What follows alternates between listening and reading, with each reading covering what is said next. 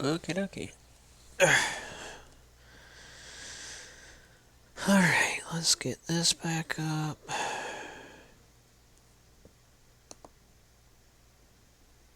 Cool.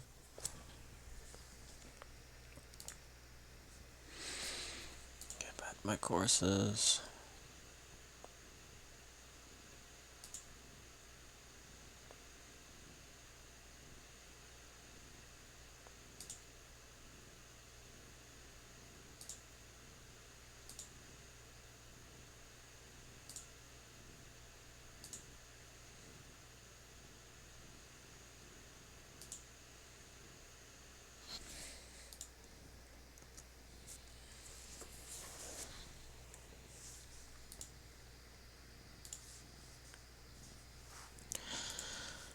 Class time. Class again, please.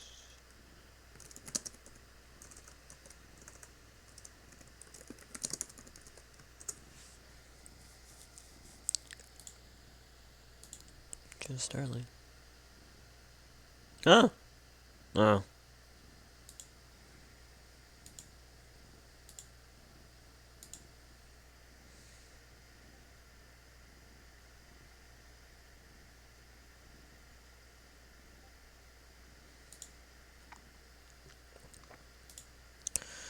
Alright. Wait, no, I don't want that up. How do I go to YouTube Studio? Oh no, this isn't what I want.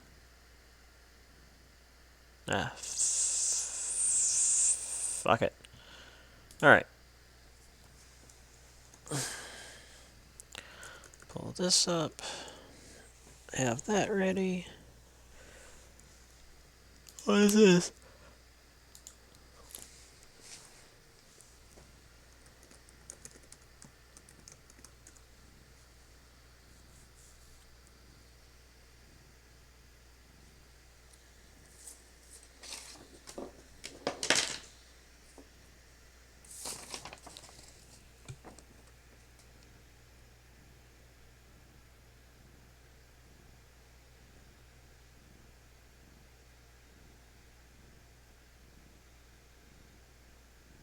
I'm just gonna give this a couple of minutes. Let people come in before we get started.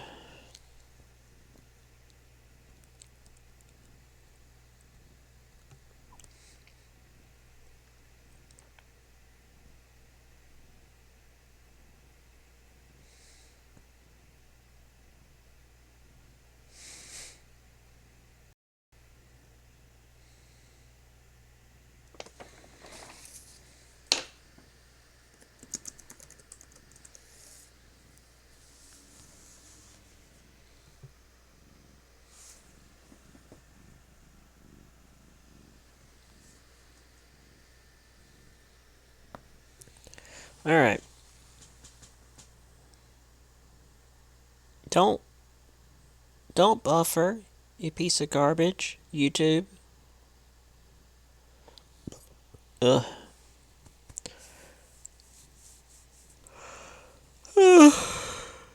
Crap. That's what I get for staying up. But I did stay up to oh, it's not live. Stop being stupid. So before we begin, I did. These are the papers again. Why do I keep doing this to myself?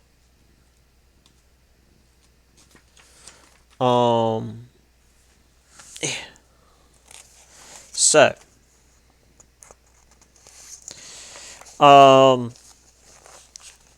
I graded the tests, those that were sent to me.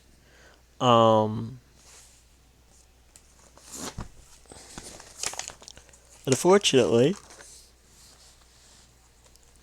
there were several of you that did not send me your tests. At least I didn't get them. Now, hold on. I know that you sent me a test.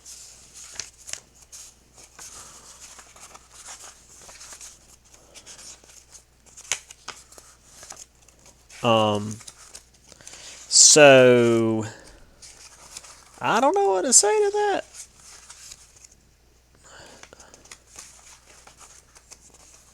The hell?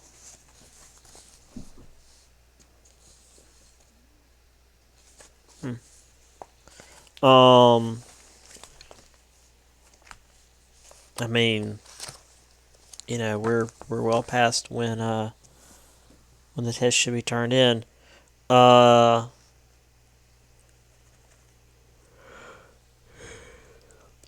mean, it's up on Blackboard, so you all should have access to it. I mean, I know that Blackboard's been up and down, but I've given you like a week. If you haven't been able to get it, you could have emailed me and let me know. So I don't know what to do. Those of you that did send me the test, the grades were largely positive. For the most part, I'd say at about or maybe a little better than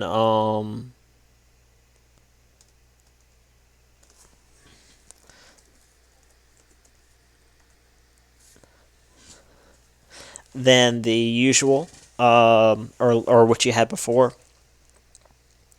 A lot of B's, a couple of C's, a couple of A's. Some of you did really well. Couple of not so great. The issue for those that didn't do so great,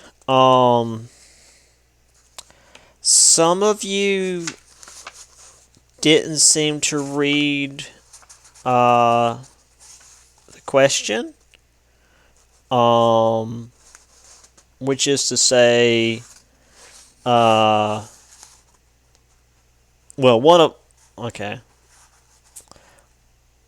of you completely didn't answer a question. I'll have to get into that later.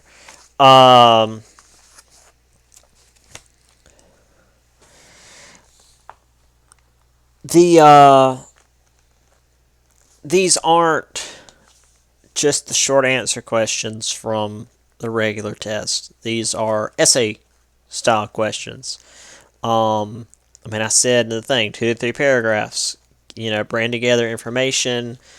These are take-home tests, so feel free to use information from outside. Some of you, well, I shouldn't say some of you. There was an instance of someone just copying my notes. I know when you do that because I wrote my notes. And that also doesn't answer the question. Like if I ask you, hey, what's your favorite thing about this? Tell me why. And you're just like, this is the Industrial Revolution and it was about this. Like, cool. Those are my notes. Also, you didn't answer the question. Or if you just take information from online and don't change it at all, I can tell. Guys, don't do that. Don't do that. And again, I'm not gonna track stuff down and be like, oh, we're gonna get you for you know, plagiarism or whatever. No, I don't. That's whatever. No, the issue is you didn't answer the damn question because the question wasn't give me information about this. The question was, what is your opinion, and then back that up. And if you just gave me, hey, this was a thing that happened, that's not answering the question. So I can tell if you actually paid attention. At least one of you went above and beyond. And you nearly wrote me a paper in and of itself. I did front and back, and it's like 3 pages. You know who you are. So well done on that. I mean, it wasn't really above and beyond. I shouldn't say, like, not to poo-poo you, because I did say, 2 to 3 paragraphs, and you gave me, in one instance, 4 paragraphs, which one of them was just sort of a summary, which is fair. 3 paragraphs in one instance, 2 in another. So, fair, but compared to a lot of the other ones, it's like a really big deal. Anyway, point is, read the questions, do what I ask for that. Don't just assume, oh, this is just a short answer. And since it's take home, feel free to use information, but make sure you put it in your words.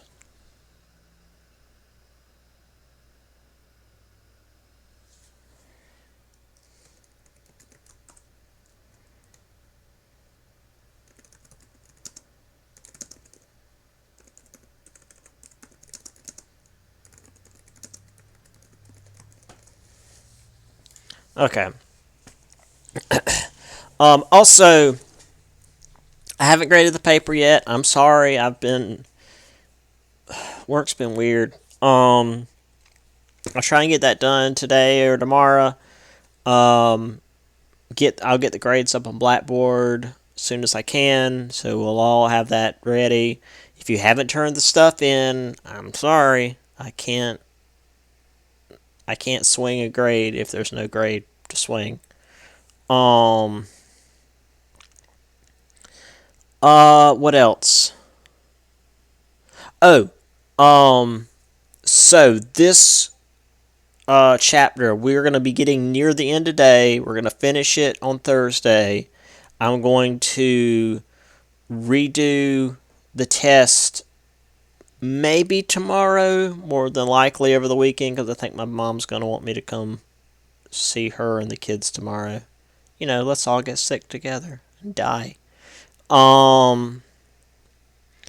And I'll give you guys like a week to do it while I try and get us through the last 2 chapters in the week or so we have. After that, and then you guys will have whatever amount of time we have left for the final exam, because there's like a week after the last day of class to do the final exam. So yeah. Let's get into this. I've wasted enough time. So we talked about the Balkan Uncertainty and all this stuff falling apart. Click on this.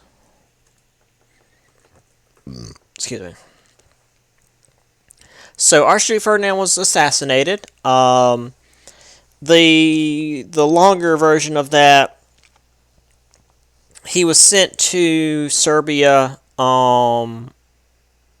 The Austrians knew it was dangerous, but they figured, oh, well, we'll send him and show the Serbians we aren't afraid, that we're going to be hard on them. And the Black Hand, which was somewhat aided by the Serbian government, parts of the Serbian government, I shouldn't say somewhat aided, there were parts of the Serbian government were aiding them, we're going to assassinate him. So I know that they were going to try to bomb the car he was in. But either the guy was caught or the bomb went off early and blocked the road. I mean, if he was caught, it caused a commotion that blocked the road. And so the driver, who didn't know what was going on, because they didn't have radios or cell phones or anything like that. It wasn't like, hey, there's been a guy that was caught, you need to leave. He's like, oh, there's traffic congestion, I'm just going to turn down this other random road. And as he's going down this other random road, Gavrilo Princip, who was another member of the Black Hand, had heard through the grapevine that, hey, this guy got caught. He's like, oh man, I guess we're not going to be able to assassinate the Archduke. That sucks. So he's walking down the road dejected and sees coming down the road the Archduke in his car. He's like, well, guess I better take the shot, and assassinated Archduke Ferdinand and his wife Sophie. So the great powers scrambled to prevent or prepare for this eventual war. So first, the Austrians wanted to have the Germans assured that they would back them in any war that might happen. By the 7th of July, the Germans, or Wilhelm II, gave the blank check, which, if that's not a thing that you guys know what that means anymore, I don't know anymore if that's a thing. And yeah, paper checks are still a thing. It's not been that long, God. But, you know, you just sign it. It's like, all right, write what you want. So the Austrians accused the Serbian government of backing the assassination, which, as I said, was partially true. Parts of the government were allowing this to happen, and issued an ultimatum by the end of July. So Serbia had 2 days to respond, and essentially the Austrian government would come in and conduct an investigation without any oversight from the Serbian government. And if they found any connection, they would basically take over Serbia. And Serbia knew that there was going to be evidence, and if they let Austria come in, they would, as we say here, be giving up Serbian sovereignty to Austria. And even the people that were like, wow, this assassination was a bad idea, they shouldn't have done this, didn't want to give up Serbian sovereignty. So there's Princip taking the shot, even though it looks like he's shooting at the guy in the passenger seat. He's not. There's Archduke Ferdinand there in the back seat with his iconic mustache.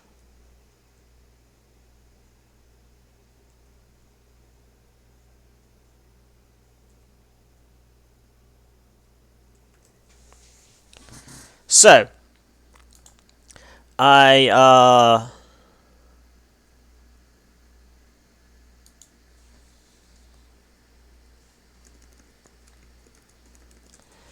I used to know what the ultimatum was. There were a bunch of different things that the Austrians wanted, and the Serbians agreed to all but 2, but it wasn't enough. So Serbia began mobilizing on July 25th. Nicholas II of Russia recalled his reservists the next day. So Russia had this pan-Slavic worldview at the time, which was to say that all the Slavic nations had to stick together. Slavic being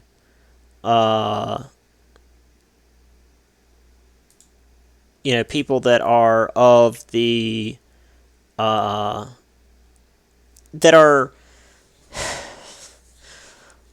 of the same ancestry as the Russians, in a sense.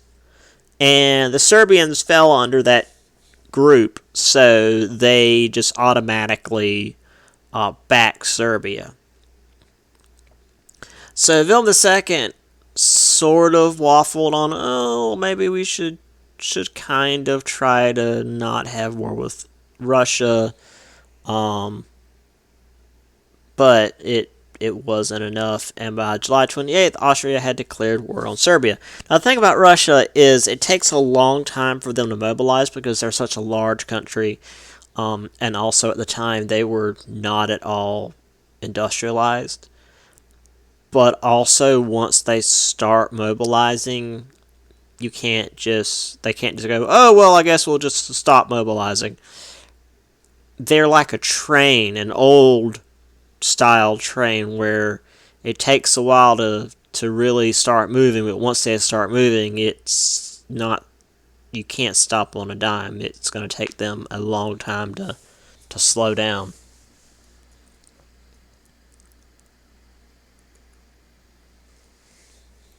So the Germans knew that it wasn't just going to be Serbia and Russia to deal with, that France was going to be joining in because of the whole alliance thing.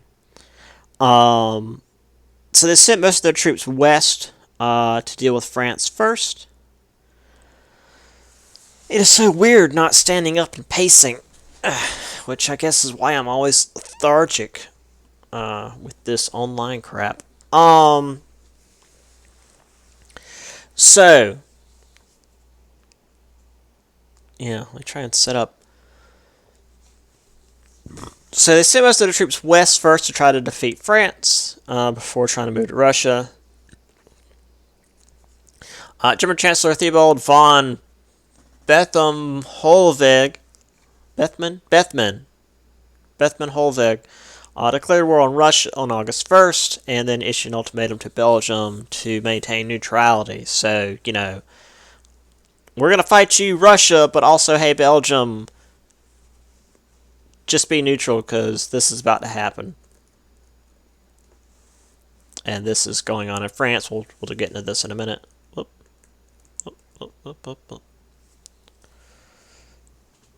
So, yeah.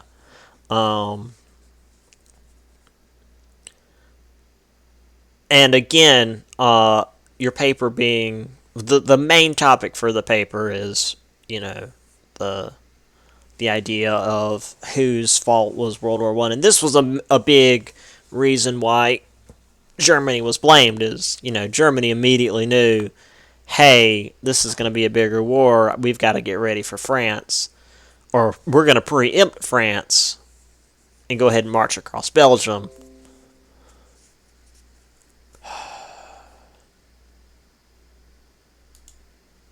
Okay.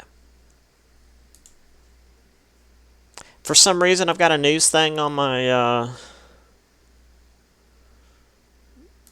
my computer that I don't remember installing, and it's just nothing but depressing. So this ultimatum to Belgium, they were to remain neutral while German troops marched across it towards Paris. The thing about that is, active military troops tend to be bad for whatever country they're marching through. Even if they're not actively sacking and burning and pillaging what they're going through, it's still actively destructive wherever they're going. I live in Florence. A lot of you, I think, live in Lake City. Wherever you live right now, if the reserve... I don't know, let's say... Well, we don't have... we've just got Canada and Mexico. Let's pretend that all the states are different countries. And let's say Georgia needed to move troops up to North Carolina, and we're sending tanks down the middle of the road in our shitty little towns, and how much that would just destroy not just the traffic situation, but the roads themselves. Well, see, the tanks wouldn't even be that big of a deal because they would move on through. These would be people marching, and they would need food. They would need a place to sleep at night. They would get drunk and start harassing people. They would be armed. They wouldn't be speaking the language of the people where they are. It's not good. Okay, yeah, so... Anyway, Belgium refused, called on Great Britain. So Great Britain declared war on the Central Powers, Germany and Austria-Hungary, and joined the Entente, France and Russia. Technically, Britain... didn't be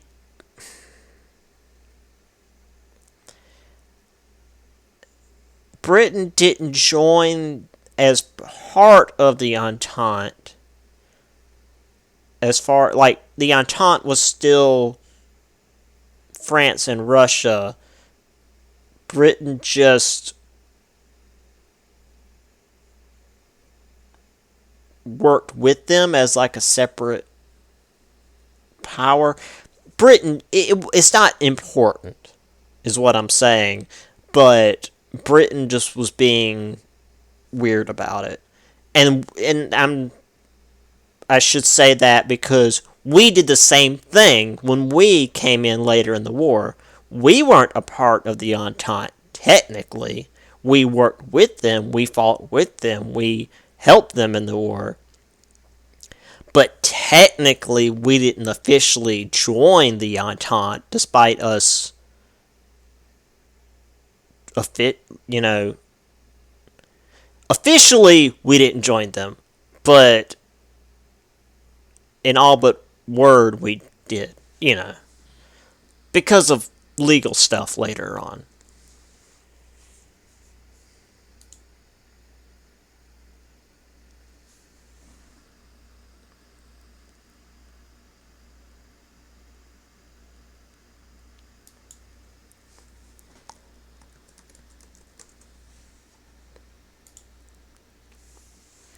So,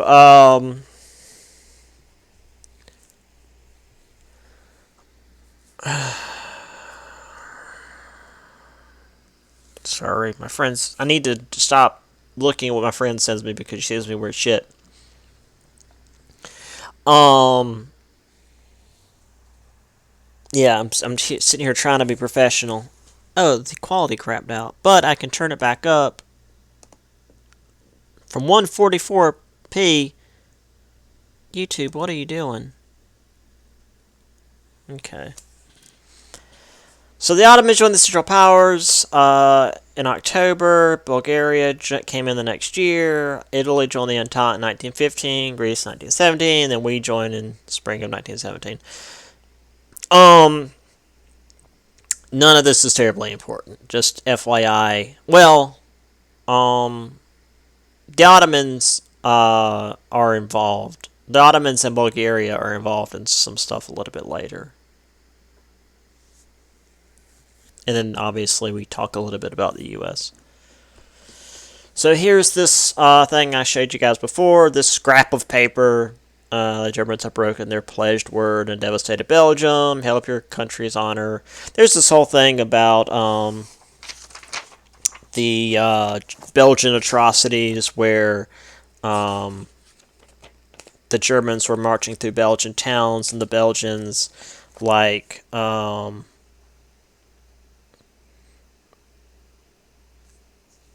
the civilians were shooting at the soldiers, poisoning food, and then of course the Belgians were claiming that the Germans were murdering civilians and burning children and all that good stuff, which there's proof that both sides weren't entirely wrong.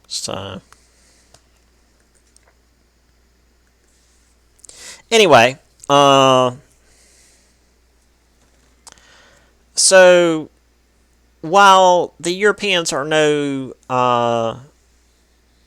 stranger to war, war on this scale had hardly been seen before. Millions of men were sent to the front to fight, and millions of civilians had to step up to take the jobs to support them. And most countries believed that the war would be over by Christmas. In fact, a lot of soldiers, leaving Britain or France or Germany were like, "Oh yeah, we'll be back by Christmas." Also, the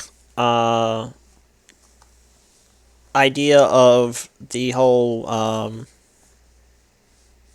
class warfare fell apart Nationalism won out. Socialists in Germany, for example, chose to fight and help fund the war, despite the communists calling it a capitalist proxy war and wanting them to sit it out. Also, there was a lot of renaming. St. Petersburg was renamed Petrograd, since, Berg sounded too German. This was when the British royal family was renamed the House of Windsor due to Windsor Castle, as opposed to the House of Hanover, which is what they really are. Here in the United States, we changed Brussels sprouts, I believe it was, to freedom lettuce, which is stupid. And I forget what we called sauerkraut, but we wouldn't call it sauerkraut. And was there anything else? Frankfurt wieners? So I don't know. Just, oh, we can't be German because the Germans are bad.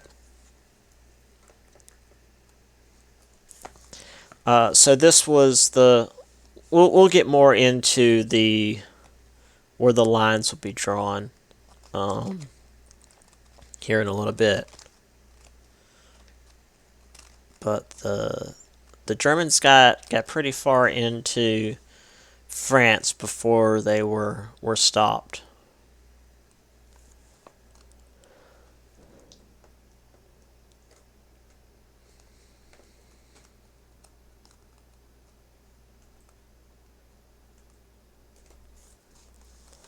Now, even though there were the various conventions we talked about before that were supposed to protect civilians from warfare, they were still caught up in the war. Now, most civilians that were affected by the war were due to famine, due to food shortages caused by the Entente's blockading of the Central Powers. It mentions, in particular, Vienna, which was, a major city, where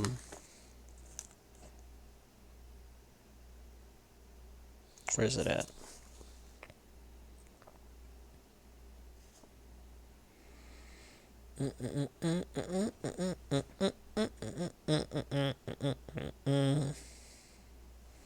Well, it mentions Vienna.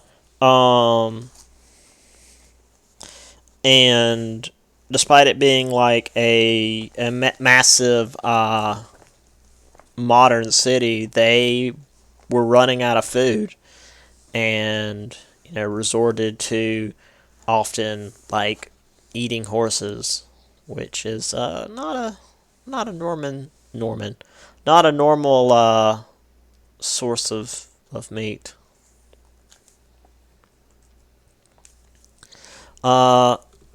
Machine guns and heavy artillery were used for the first time in Europe, which resulted in the high casualty rates in the military. Civilians were deported or killed on both sides, and the colonies also saw a lot of fighting, even though that's not usually discussed much when we talk about the Great War or First World War, whatever you want to call it.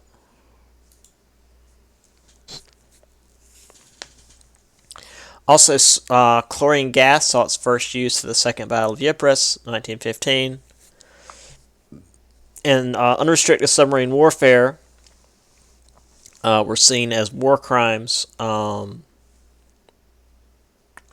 gas eventually becomes mustard gas. Unrestricted submarine warfare is basically, if there's a ship on the sea, that we will sink it, regardless of whether it's a military target or not. Now, funny thing about both of those, now the Germans were the first to use the chlorine gas at the Second Battle of Ypres, and they were punished for it. But the French and the British both used it afterwards. Because it's like, oh, well, the Germans are using it, so I guess we will too. But obviously, they didn't face any consequences because they ended up winning the war. Spoiler, I guess. Um, and the thing about firing on supposedly civilian ships, like the Lusitania, which was one of the reasons that one of the things that pushed America into the war. Um, the German reasoning was, well, it might be smuggling military equipment. The thing was, it was smuggling military equipment. In the hold of this civilian ship with all these civilian people in it were military supplies hidden from the passengers and supposedly from these submarines. So he's like, oh, you killing these civilians. It's like, you're using the civilians as meat shields on purpose. You can't pretend to be blameless about this. I mean, I'm not defending the Germans for sinking ships that had civilians in them just to get to these supplies, but at the same time, the British knew what they were doing there. I mean, it's like, in a shootout, if someone takes a civilian as a human shield, who's worse, the person taking the human shield or the person that shoots through the human shield to get the other person? I mean, they're both really shit people. But then you're like, oh, how dare you shoot the human shield? It's like, but the other person took a human shield? Like, yeah, but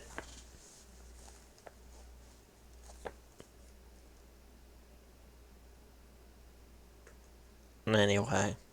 There's some artillery, in case you didn't know what artillery looked like.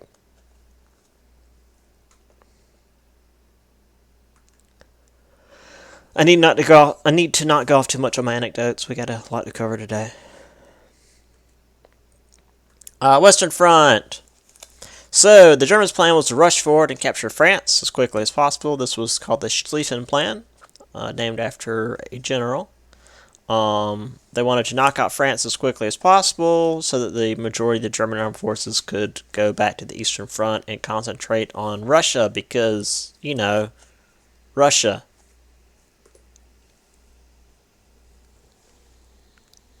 But, as we mentioned, this required the Germans to march across neutral Belgium and would risk the British entering the war. Also, though, this required the Germans to go completely on the offensive, while the technology of the day favored the defenders. Now, the issue with that, and I say here the machine guns, because the machine guns of the day were all the mounted variety. They're on the big tripods, and they've got the chain belts and stuff. There weren't really any automatic guns that were small enough to be carried. There were no assault rifles. There were no, submachine guns. No Tommy guns or whatever. The best you could hope for was, if it wasn't a bolt-action rifle, it was maybe a semi-automatic gun of some sort. The M1 Garand, but that was usually World War II. It was maybe... How many rounds was in a Garand? 7 or 8? And then you push the clip to the top. But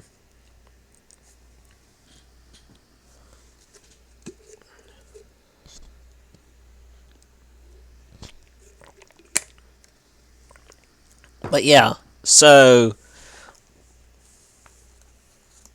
if you're rushing across and they've got a trench and machine guns, you're going to be in bad shape. And while they've got artillery, artillery has to be set up before you start firing. You can't just run artillery forward and, you know, fire it. So there's the lads in the trenches with all the mud, and some of them have seen a lot.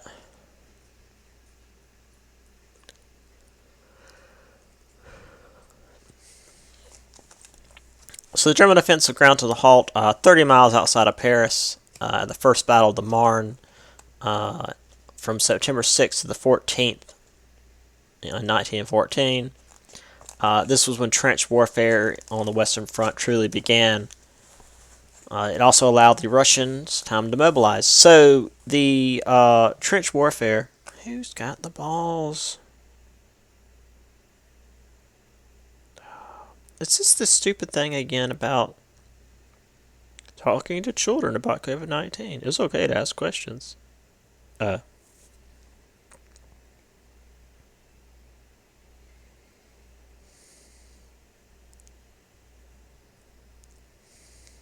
I look at it? Everyone will die.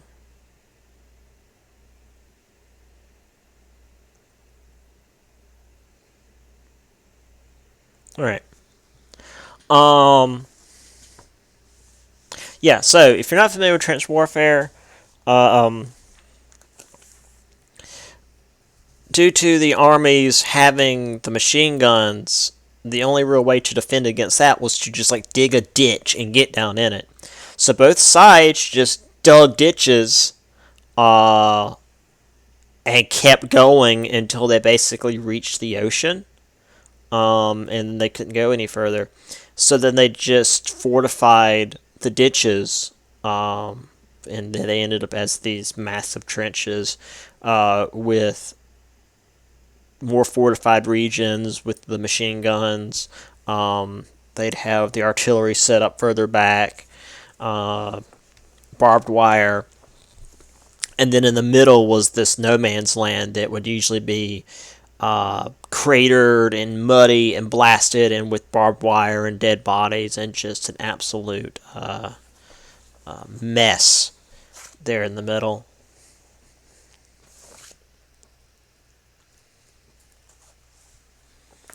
Yes. And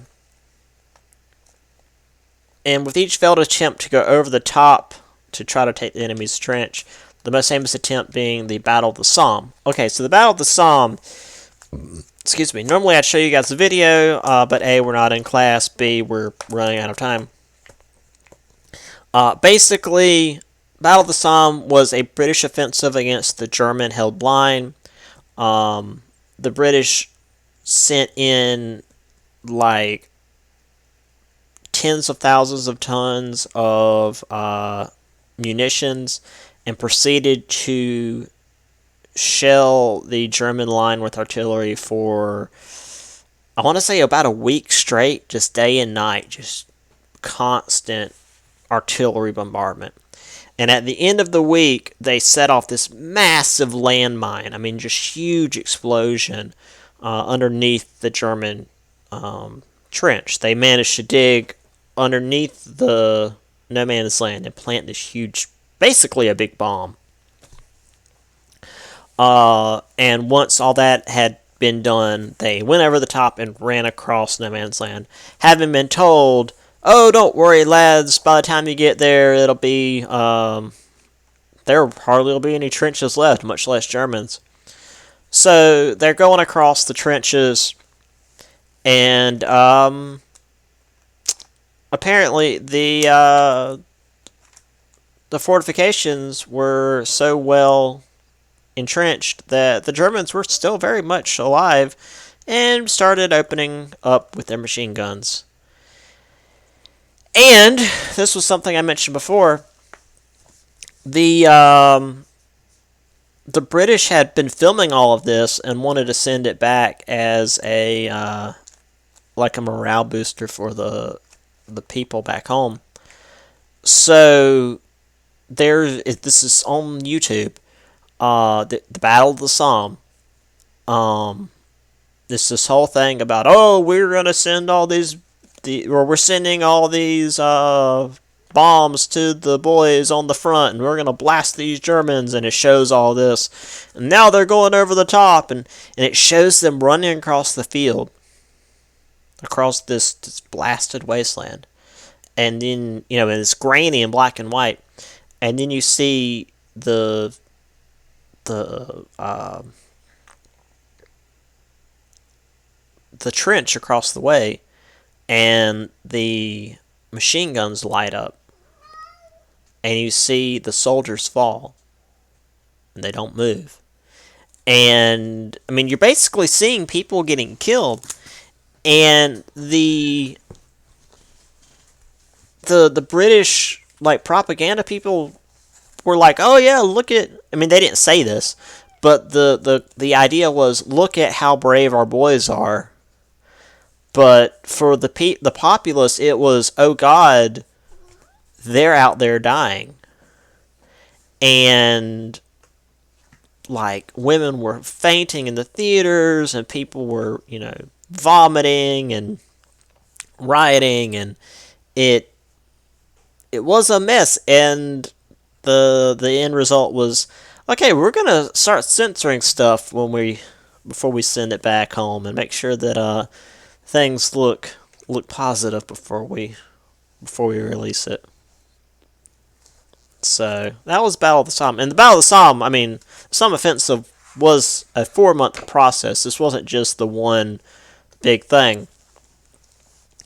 The Allies did gain 8 miles, at least in the area where they had the most success. But it cost 600,000 lives on both sides.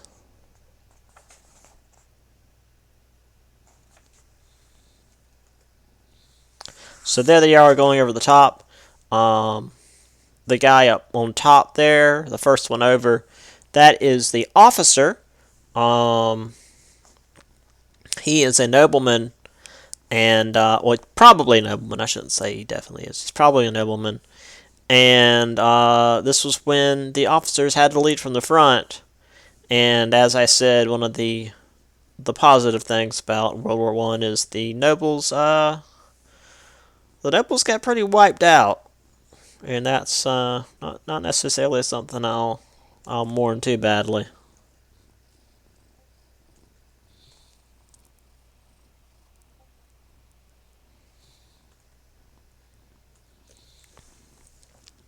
So over on the Eastern Front, they didn't get bogged down in trench warfare, but things were still really, really brutal. They had scorched earth policies, so the Russians would retreat and burn everything, so the Germans wouldn't have any chance to take supplies. The Germans saw opportunity for what was known as Lebensraum, or living space, which made things even worse for the civilians.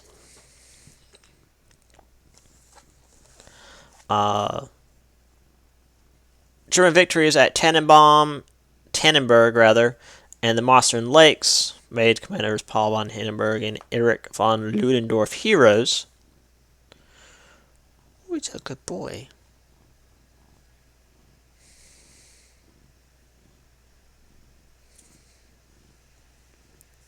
And they would be actually seen later on.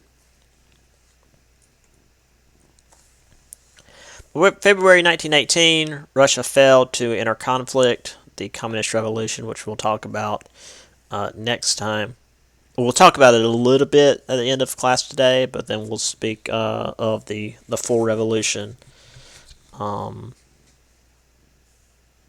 later. Treaty of Brest-Litovsk was signed, allowing the Germans to push back west, and Russia lost much of its hard-won territory. We have here the Eastern Front, and then where the Germans ended up. So they really dug into Russia.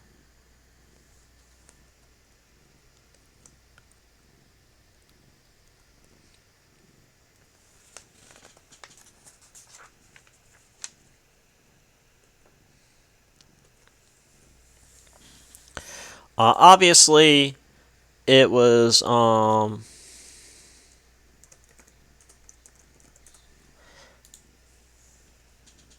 really bad in Serbia. Uh, the Bulgarian and German troops had to go in and help the Austrians by late 1915. What do you want?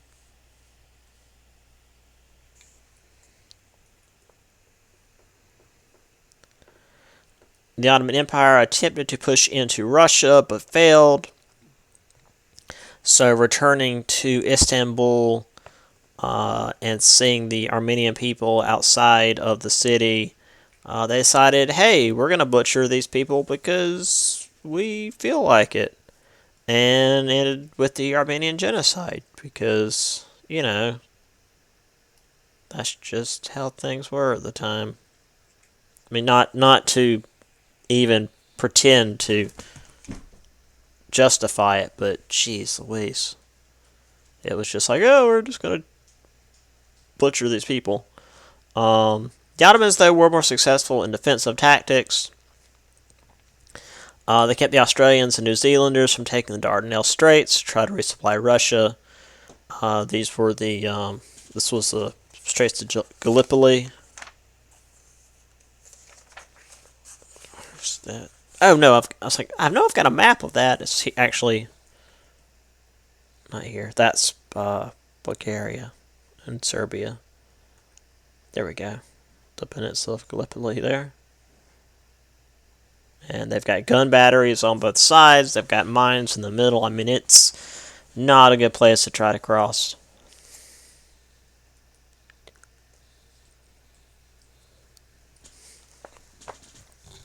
However, the Ottoman Empire was in bad shape anyway, and eventually would fall apart with the Arab army siding with Britain, Lawrence of Arabia, against the Turks.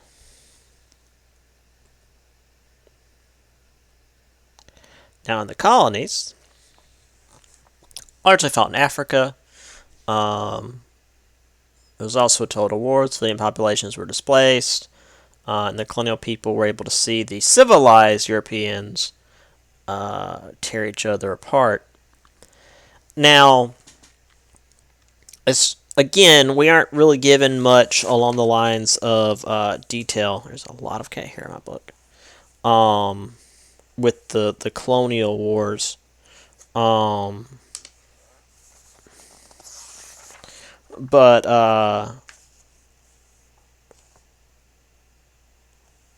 I know that for the paper that I wrote on the Zeppelins, there was a Zeppelin pilot or a Zeppelin captain that was heading down through Africa to resupply the Germans there.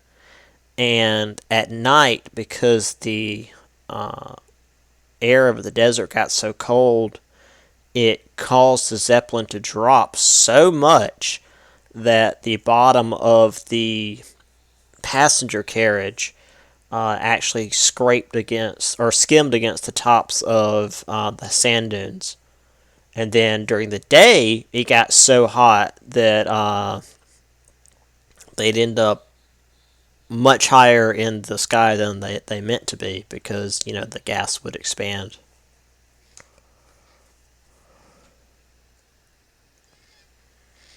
In East Asia, Japan actually was doing pretty good. They allied with Britain to watch over its colonies. And decided to go ahead and go on the offensive and capture German colonial holdings. It also had a secret treaty with China to take some land in Manchuria because, why not take advantage of this? So there again is Africa as far as it was regarded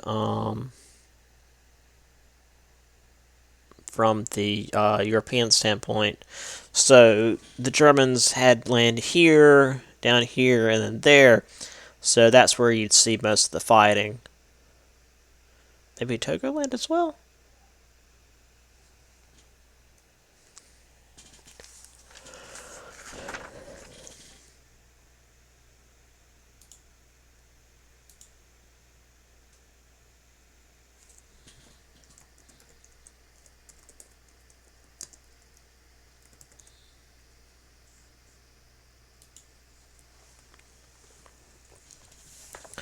So as far as technologies, war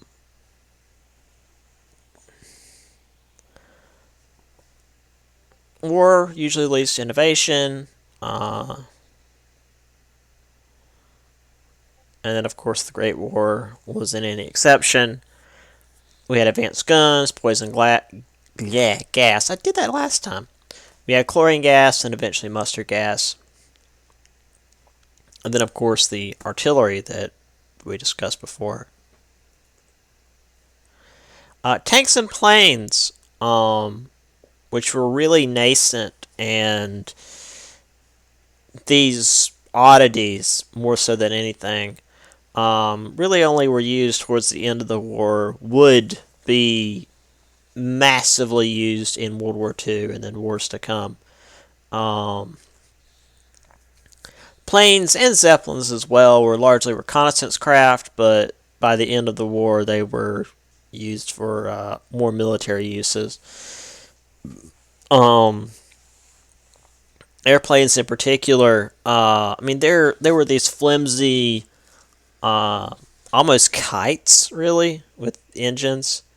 And the pilots, because often the pilots would be sent up around the same time because, certain times of the day that's best for reconnaissance. And sometimes the pilots would see each other. And, there isn't a whole lot to do, but they just wave to each other because they can't hurt each other, so whatever. What's the point? Until one idiot brought a revolver up there and started shooting at the other guy. And eventually they figured out how to put guns on the planes that wouldn't shoot the propeller off the front. Well, first it was the turret at the back. But then it's we need to figure out a way to do it if you're chasing somebody rather than chasing you. So they had the stopper on the front to prevent it from firing when the propeller's in the front. That whole thing. And then eventually figured out how to make the plane strong enough to carry bombs. And, it was all over by that point.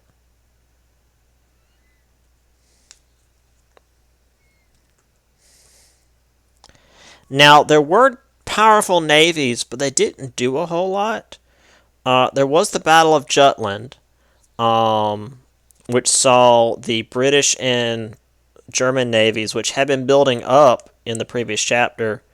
They had themselves a nice big battle, but it didn't amount to much. Basically it was a draw, which for the Germans was hey, wow, we managed to draw with Britain. That's basically a win. And for the British, it was, wow, we weren't able to completely crush our opposition on the waves. We essentially lost. So it was weird. And then the Germans, since they weren't too sure of themselves on the sea, brought their ships back to the port brought back to port in Germany. And, I mean, they rebuilt, but they never left port again because the British had essentially blockaded everything. And that was it. But the Germans still did have the U-boats, which were a big deal. And, anything in here?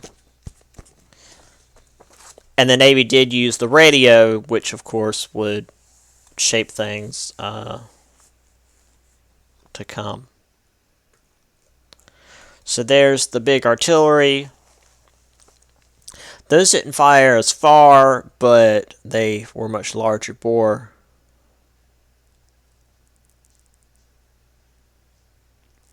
In fact, I believe those were all firing they had just fired right before that picture taken because of all the dust that was in the air.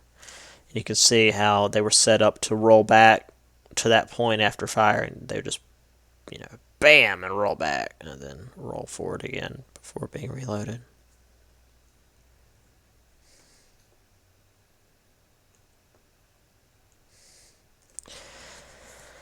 There's one of the first types of tanks. It was pretty dumb. It wasn't well armored. It wasn't very powerful. The engine spit out a bunch of fumes within the tank itself. People would usually asphyxiate. It was not great.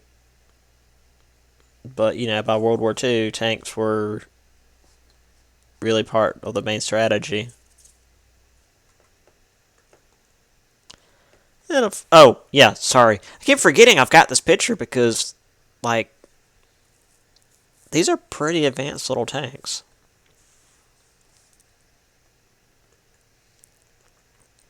Then also airplanes. And since they're flying in formation, I believe these are later models.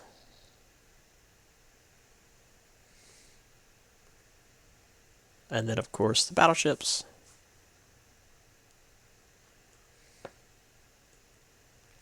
Now, the old style technology, telegraph, which, had been around since the 1800s,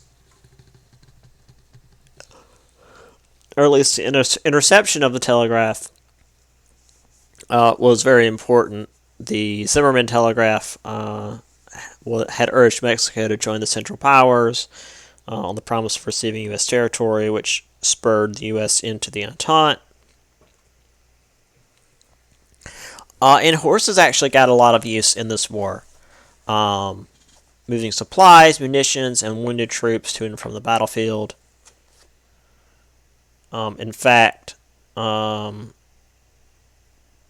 there's an estimated 3 to 5 million horses died in this war.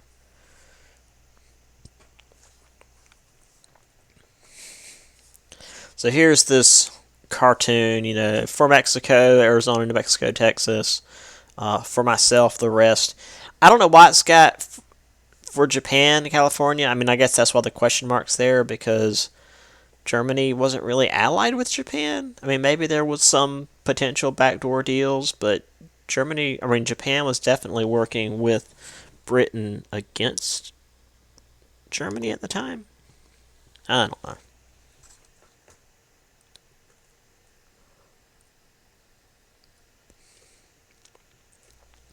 Anyway, I like this one because it's a horse pulling a medical cart for another horse.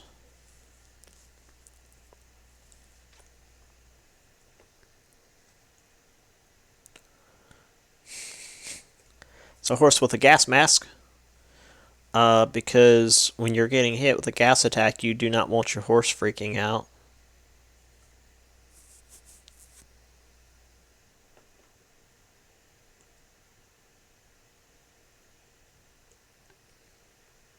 Also, there were lots of doggos.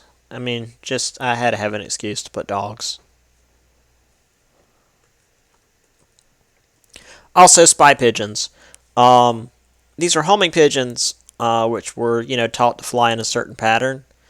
And the cameras were just set to take pictures at, every couple of minutes or whatever, maybe every couple of seconds, I'm not sure. And they'd fly, over the enemy formation before coming back to wherever they were set from. And then the film could be taken out and developed and used for whatever it needed to be used for. This was before we had any kind of spy satellites or I guess reconnaissance craft were a thing, but this was a lot more subtle.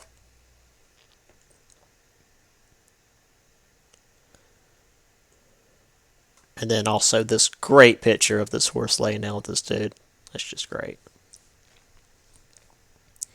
I like animals. What can I say?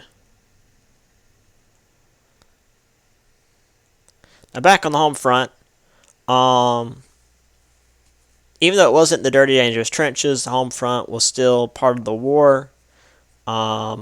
Even when we weren't talking about the civilians that were actually caught in the middle of the fighting, Belgium, Serbia, Poland, and such, civilians all over Europe still had to deal with rationing.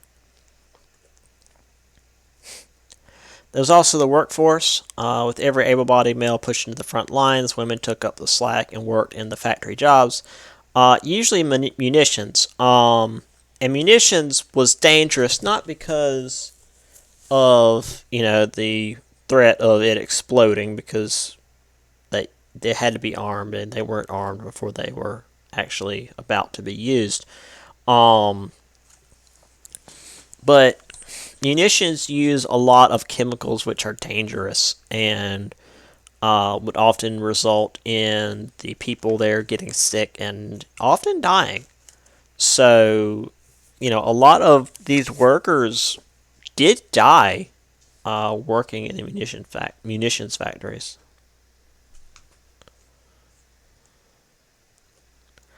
Once the war ended, though, many women were pushed out of these jobs, but some did gain suffrage. The British were the first in 1918.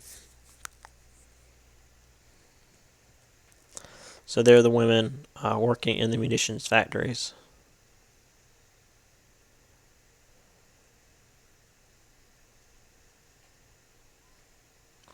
Now, real quick, we'll talk about the first bit of the Russian Revolution. Industrialization came late to Russia and was not complete by 1914. Now, patriotism was high at the start of the war, but soon people were weary and angry as the poorly armed and supplied troops died or were captured in droves. I mean, those soldiers were just not equipped. Nicholas II attempted to leave from the front, leaving the government in the hands of his wife Alexandra and the half-mad Rasputin. Rasputin, if you're not aware, was a monk who considered himself psychic, I guess, and had a lot of pull because he supposedly could heal Nicholas's son, who had hemophilia, which is, I don't remember the exact disease, but basically the blood is really thin, so it's very easy to bleed and bruise, and also like you faint really easily and you're really weak. Rasputin was later drowned. Well, let me just give you the whole story. So the nobles in Russia were tired of Rasputin having so much influence in the government because, again, he was crazy. So they invited him to dinner and put a bunch of poison in his food, and he ate it and wasn't at all bothered. So, since he should have dropped dead halfway through the meal, someone came up behind him and shot him. He stood up, ready to fight. The men freaked out, grabbed clubs, and beat him presumably to death, and threw him in the Neva River, which this was in, again, December in Russia. When his body was later found,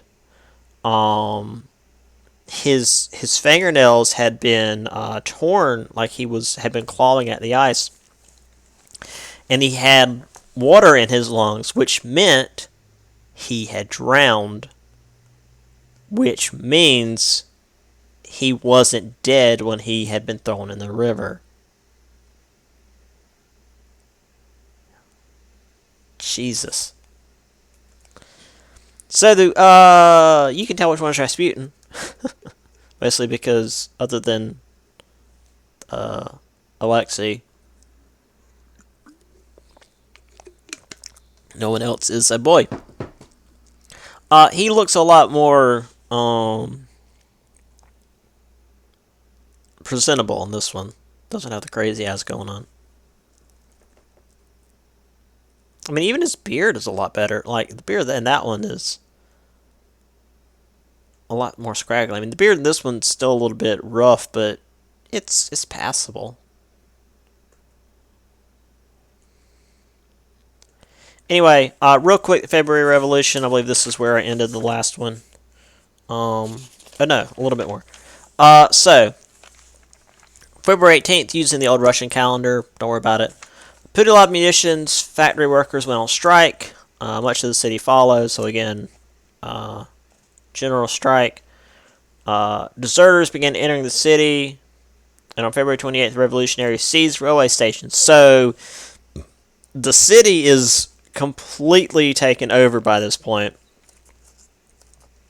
So Nicholas just completely abdicated in favor of his brother. His brother just immediately stepped down because he's like, I'm not dealing with this. I'm not jumping in on this because it sounds like a good way to get killed.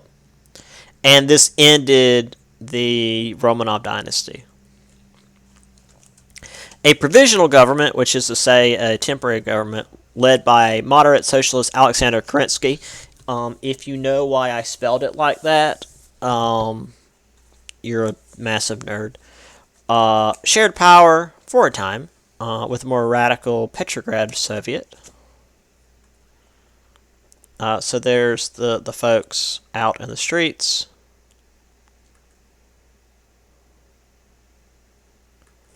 And there's Kerensky, who actually looks like my professor who got me into history and who's technically not over my work right now, but I'm still sort of working with here, which is pretty cool.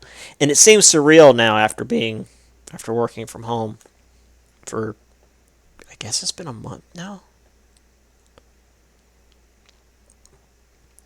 Okay, one more. And we'll come back to this next time. So, the Tsar's regime collapsed. Germany was sending back exiles. They actually sent Lenin straight to Petrograd aboard a sealed train in April 1917. And then also sent Leon Trotsky back. Trotsky and Lenin were best buds. And, were the dynamic duo in this whole revolution. Now, Bolshevik meant party of the majority, but it wasn't the largest party in Russia. However, they were able to quickly gain recruits with their slogan, Land, Peace, and Bread, which appealed to the peasants, hungry workers, and war-weary citizens. So, with that... Oh, hold on. There's Lenin. I don't know if Trotsky's in this because I don't know what Trotsky looks like. That might be Trotsky. But I actually don't know. I'm not sure what Trotsky looks like. I know that's what Lenin looks like. Lenin's has a very famous face. Anyway, yeah, that'll do it for this. So again, I will get your papers graded as soon as I can. I'm going to get the grades up on Blackboard as soon as I can. I will get the test for these chapters converted and put on Blackboard over the weekend. And those will be due, not next week, but the following. And we'll try and do as much of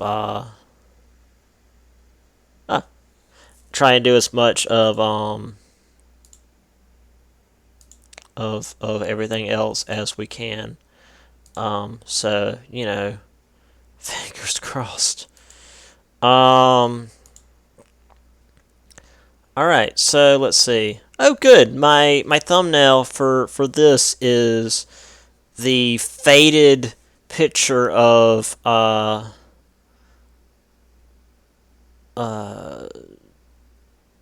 Rasputin coming up on the screen. Well done, Rasputin. You creepy bugger. All right. Well, unless there's any questions, that is all our time for today. I pushed a little further, or pushed a little longer than I meant to, but that's because I took time at the beginning. I do have your papers here for those of you that sent me your papers. It doesn't look like everybody, but again, that's up to you.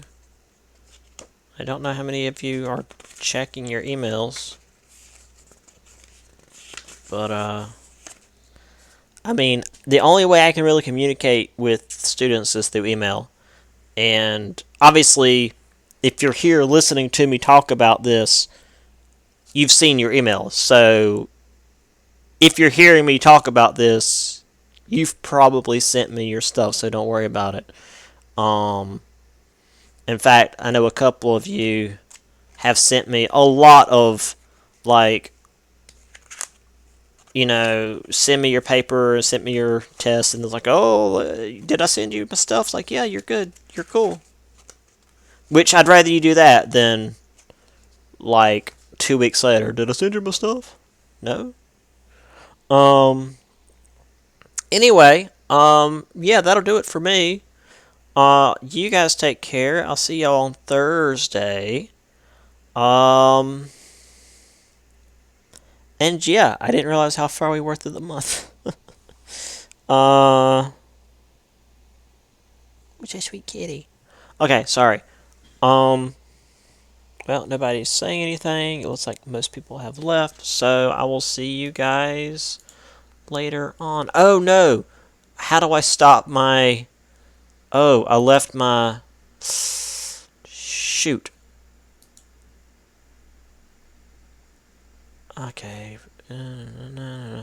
I left my thing. How do I stop the stream? Um. Oh dear me.